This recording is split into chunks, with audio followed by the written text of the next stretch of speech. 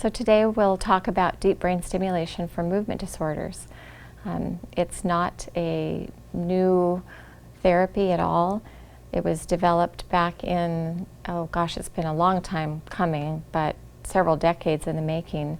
It was approved by the Center for Medicare Services and the FDA in 1997 for essential tremor, and then in 2002 for the treatment of Parkinson's.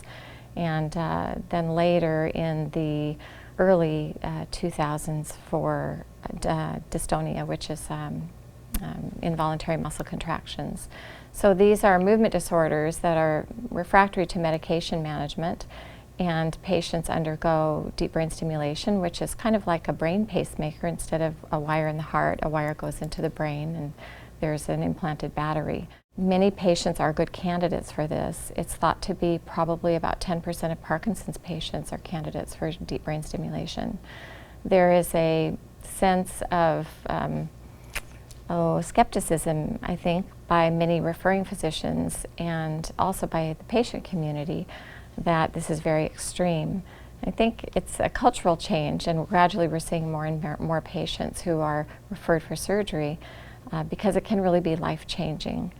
So when physicians see patients coming back to their practice, they realize, wow, that patient did remarkably well, and this is life-changing and really improves their quality of life.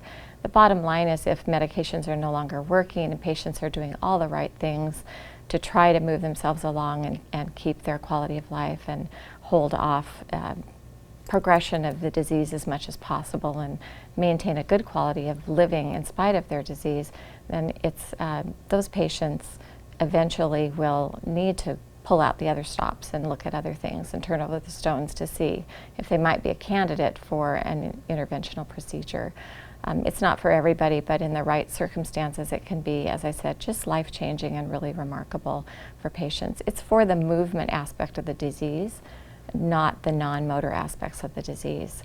So tremor, it's really remarkable how stimulating the brain in a very distinct little area can turn tremor off.